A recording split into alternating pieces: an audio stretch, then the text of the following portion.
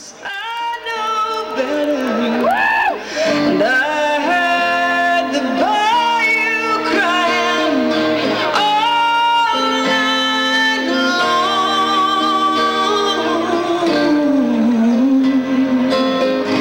This ain't my Louisiana, not since you've been gone.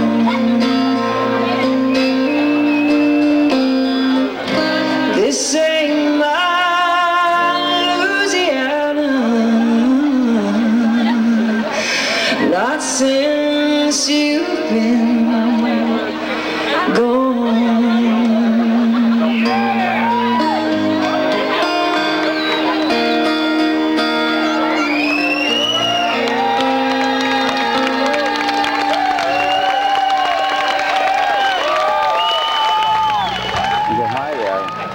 You mentioned, it says in your literature that you're a survivor. What do you mean by that, as a survivor? Well, I guess you could say I'm a survivor of the music industry. I've been working professionally maybe 15, 18 years, and I've been singing since I was like 4 years old. So it's a tough business to be in. I think any musician, no matter what level they're at, would tell you that. And it takes a lot of perseverance and a lot of hard work and a lot of dedication and just the basic love for the music. If you don't have that, you're not going to survive. So are you where you want to be now?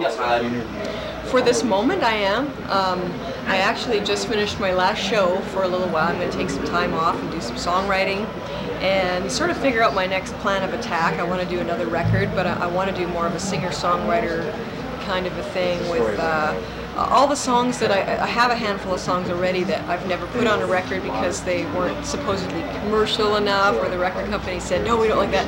So I want to do a record of all those songs, kind of a selfish thing, just the stuff that I love. Up close and personal. Yeah, exactly. Do you find that, like being a singer, do you find it sort of a spiritual thing? Like, I noticed the way you were singing up there, you seem to have a flair for, like, do you feel like you're part of something bigger? Definitely, I think so. I mean, I believe I've been given a gift and I want to use it that way. And I love to sing songs with a spiritual vibe to it. I'm a Christian. So I think it comes through in my music probably more than I realize. I have a lot of people come up to the autograph table and say, I noticed that there's a spiritual content in your show. And I go, oh yeah, I guess there is. So I think it just comes through with my writing and performance. Do you believe in destiny? I do. I believe everything happens for a reason, and I think we're all on a path, a different path, and we're supposed to just kind of live in the moment and see where it takes us. Are you a destiny's child? Yes. Sure. Yeah. Okay. Like, what I mean by that is,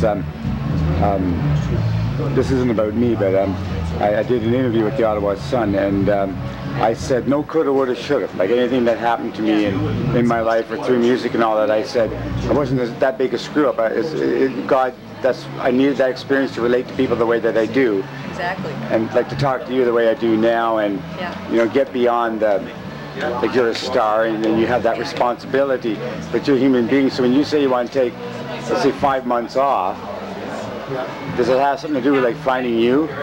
Yeah, I think I've been. Like, what I mean is, are you ever afraid that you might lose you?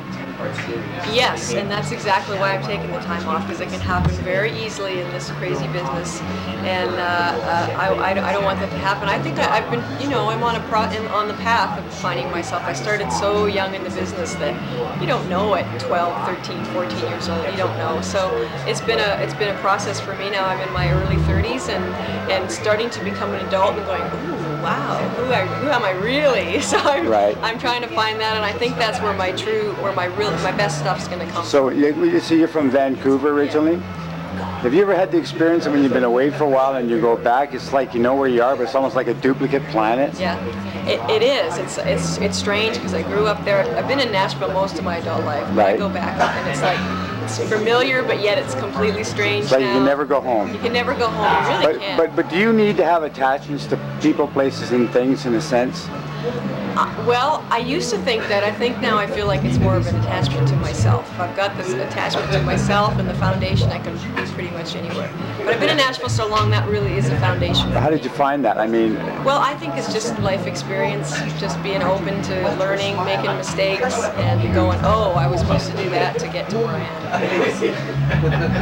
It's like the rock. I mean, it would be easy to get swept away in the ocean, right? And you're trying to stay on, I don't mean on top of the business, but on top of the water where you can breathe. Yeah, just above water, just to be able to breathe and, you know, and be in the moment and not get carried away by the stuff that's not important, and remember that we are just human beings and we're here, we have a lot of gifts given to us and we're supposed to use them, and to remember that and not think, well, it's just about me and the rest of the So you ever thought of writing your story? I have actually. I've thought about, I've been talking with a lot of my relatives who are from Germany, that my background is German, right. But I've wanted to talk to them and get their stories and combine it with my own. So who knows, maybe someday I'll write a book, who knows.